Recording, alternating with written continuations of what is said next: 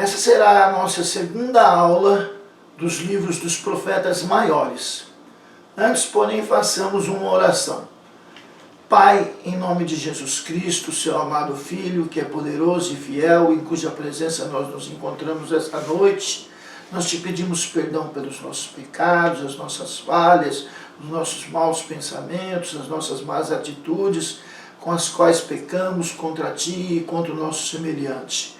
E te pedimos também, Senhor, que o Senhor venha capacitar o nosso coração, a nossa mente, para o aprendizado da tua palavra, para que nós possamos aprender a tua palavra e escondê-la no nosso coração, para não pecarmos contra ti e servirmos ao Senhor e a tua obra melhor.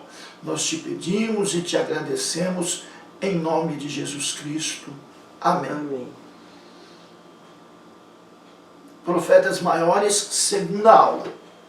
Então nós vimos na aula passada que o Antigo Testamento, vindo pela Septuaginta, o Antigo Testamento na sua origem, na primeira tradução do hebraico para o grego, que é a origem grega, ele recebeu uma divisão diferente da divisão que ele tem na Bíblia hebraica.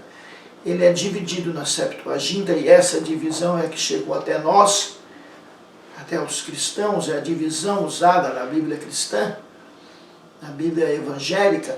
O Antigo Testamento é dividido em Pentateuco, históricos, poéticos e proféticos.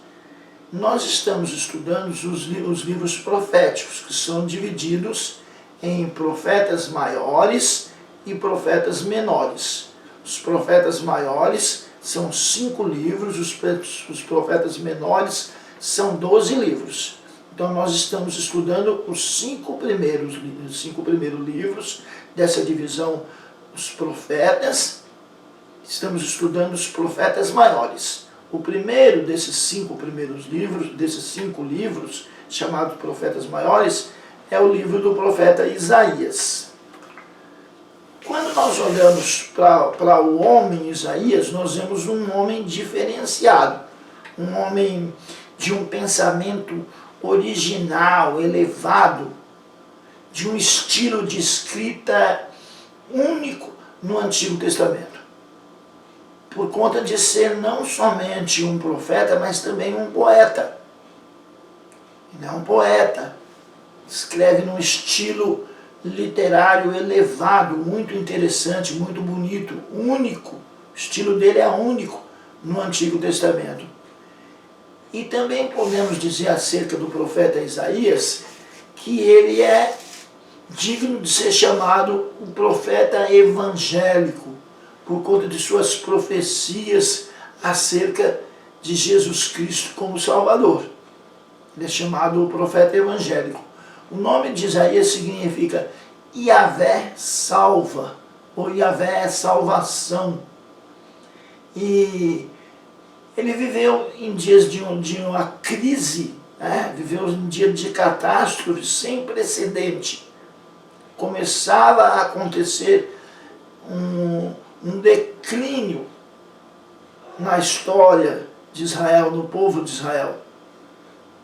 Então, em meio a esse declínio, ele exortava constantemente que o povo deveria ter fé no único Deus que os poderia livrar. Ele vive numa época de avanço da Assíria. A Assíria havia se tornado uma ameaça.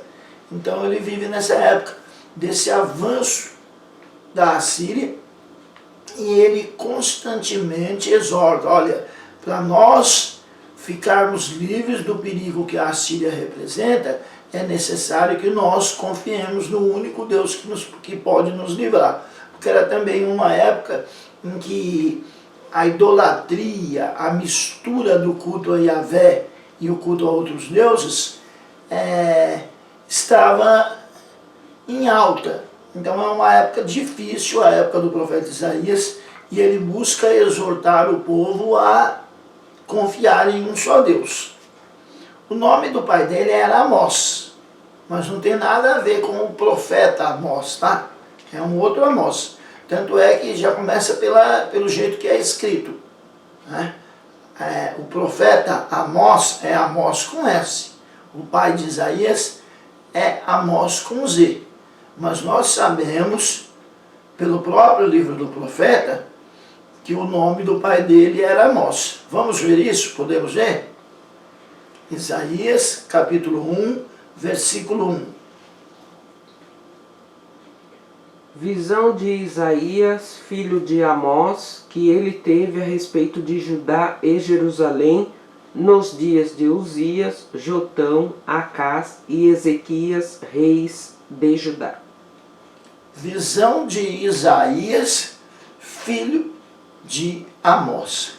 Capítulo 2, versículo 1 do mesmo livro. Ouvi, ó céus, e dá ouvidos tu, ó terra, porque o Senhor tem falado. Criei filhos e engrandeci-os, mas eles se rebelaram contra mim. Pode repetir, por favor? Ouvi, ó céus, e dá ouvidos tu, ó terra, porque o Senhor tem falado. Criei filhos e engrandeci-os, mas eles se rebelaram contra mim. Aí houve aí um equívoco na referência, né? Só a primeira referência que nós lemos é que cita Isaías como filho de Amós, né? A segunda referência, houve um engano nela. Então vamos repetir somente a primeira referência, que fala que Isaías é filho do profeta Amós. Isaías capítulo 1, versículo 1.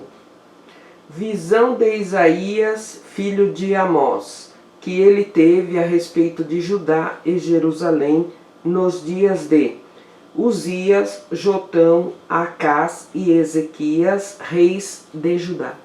Então, nós percebemos aí que além do versículo 1 dizer quem é o pai do profeta Isaías, ele diz o tempo, ele nos dá indícios do tempo, da época em que o profeta profetizou. Vamos explorar esse versículo, analisar esse versículo. Leia, por favor, até o ponto em que eu pedi para você parar. De novo, Isaías capítulo 1, versículo 1. Quando eu disser para você parar, você para, por favor. Visão de Isaías, filho de Amós, que ele teve a respeito de Judá e Jerusalém. Um minutinho. A respeito de Judá e Jerusalém. De Judá, o reino do sul, e da sua capital, a cidade de Jerusalém. As visões deles, então, são voltadas para Judá e para Jerusalém. Em que época? Prossiga, por favor. Nos dias de Uzias, Jotão, Acás e Ezequias, reis de Judá. Então, observando esses reis, dá para nós termos uma ideia da época em que ele profetizou. Acredita-se também, segundo a tradição, que o rei Amazias, que o pai de Isaías, era irmão do rei Amazias. Se essa tradição for segura, Isaías seria primo do rei Uzias. Essa tradição que diz que o pai dele era irmão do rei Amazias, consequentemente ele seria primo do rei Uzias. Nós sabemos também a respeito de Isaías que ele era casado e que ele chama a sua mulher de a profetisa. Isaías capítulo 8, versículo 3. Ele chama a sua mulher de a profetisa. Isaías capítulo 8, versículo 3. E fui ter com a profetisa, e ela concebeu, e deu à luz um filho. E o Senhor me disse, põe-lhe o nome de Maher Salal Has-Baz. Nomezinho fácil, bonito, né? Maher Salal Has-Baz. É o nome de um dos filhos do profeta Isaías. Então ele é casado, ele tem 2 filhos e ele chama a sua mulher de a profetisa. Leiamos também o capítulo 7 e o versículo 3 do mesmo livro.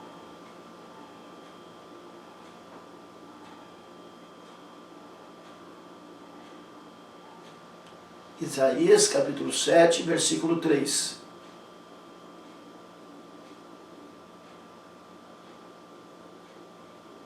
Então disse o Senhor a Isaías: Agora tu e teu filho Sear-Jazube sai ao encontro de Acás, ao fim do canal do tanque superior, no caminho do campo do lavandeiro.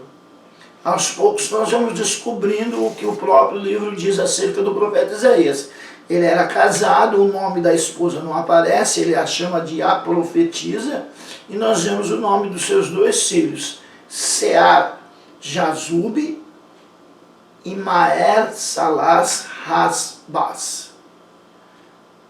Esses nomes constituem prenúncio de acontecimentos que se avizinhavam e reforçavam a mensagem do profeta. Isso era normal, usar nome de pessoas, usar acontecimentos para marcar profecias, para marcar prenúncios. Fora dessas informações, fora disto, pouco mais se sabe da sua vida, além do que o livro que tem o seu nome nos revela. Não temos muitas informações extra-bíblicas do profeta Isaías. As informações que temos são aquelas que vêm do livro. Não é possível determinar com exatidão a duração do seu ministério. Não dá para saber exatamente quantos anos ele profetizou. Sabe-se, porém, que durante pelo menos 40 anos, não se sabe exatamente, mas pelo menos 40 anos, ele continuou ativo, continuou profetizando. Desde o último ano do rei Uzias, em 740, ao 14º ano de Ezequias, em 701 a.C., ou seja, aproximadamente 40 anos. Não dá para saber exatamente, porque não se sabe quantos anos ele já havia profetizado antes da morte do rei Uzias. Há uma confirmação do seu chamado a partir da morte do rei Uzias, mas não dá para saber exatamente quantos anos ele já havia profetizado antes, porque ele já profetizava antes da morte do rei Uzias.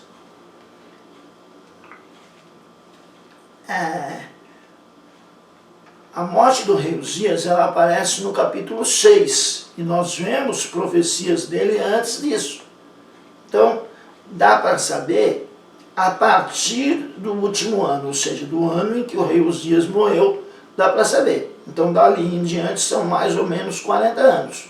Mas não dá para saber exatamente quantos anos foram, porque não dá para saber quantos anos ele profetizou antes do rei Uzias morrer, não dá para ter uma ideia exata.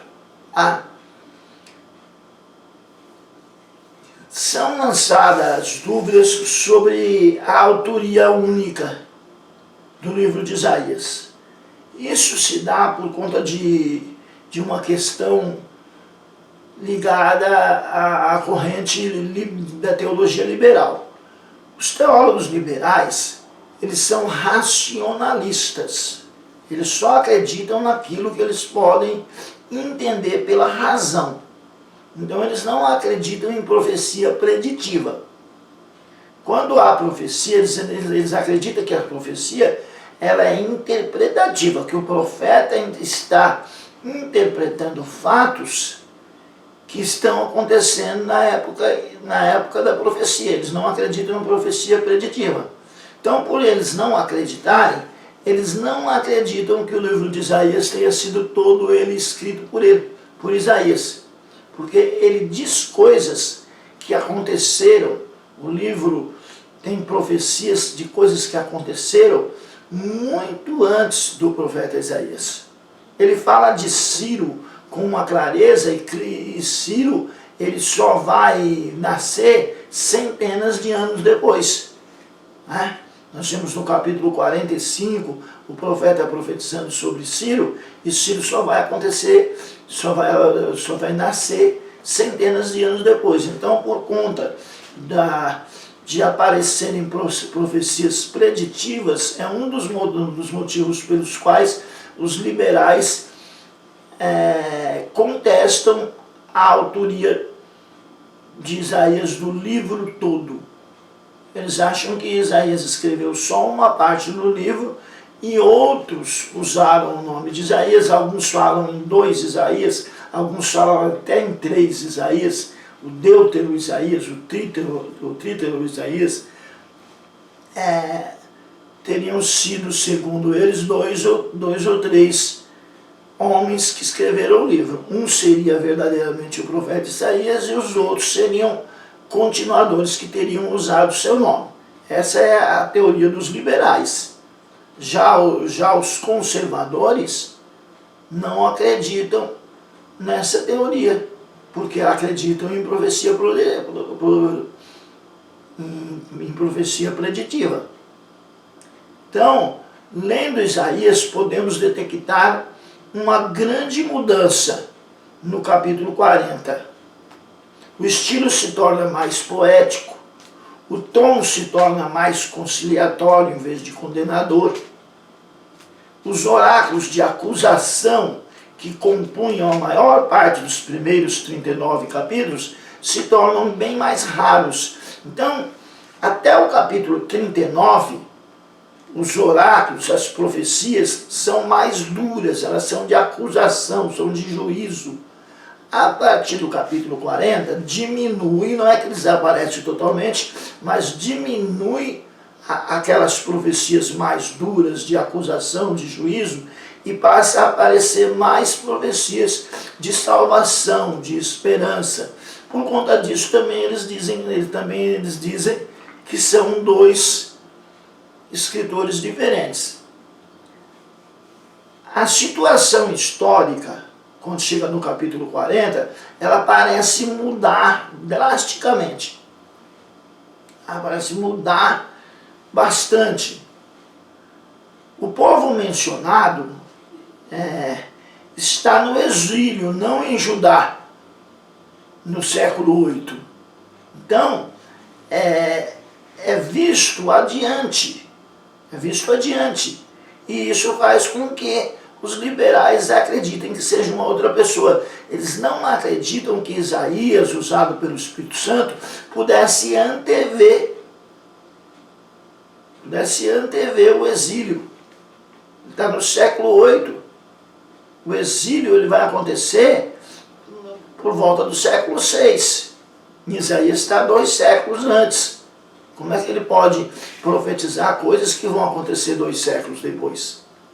Então, nos leva a pensar, como eles só acreditam na razão, nos levam a pensar que não é o mesmo Isaías que escreve. Então, à luz de tais observações, pode-se entender finalmente porque alguns eruditos não conseguem atribuir o livro inteiro a um único autor no século VIII. Eles pegam esses pequenos detalhes, esses pontos de vista fora de contexto e passam a acreditar que são 2 ou 3 homens que escreveram o livro.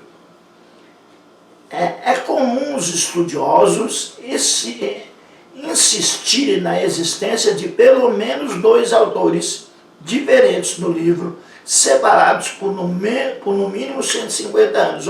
Um escreveu e o outro escreveu 150 anos depois. É comum isso nos liberais. Normalmente eles chamam de Deutero Isaías. A palavra Deutero significa segundo, um segundo Isaías. Hipotético, uma hipótese, né? E muitas vezes até 3 autores nos capítulos 40 a 66, que teriam sido escritos, segundo eles, no ano 6, no século 6 e no século 5. Porque século 6 e século 5, aí vai encaixar-se no cativeiro. vai encaixar-se naquilo que Isaías está escrevendo.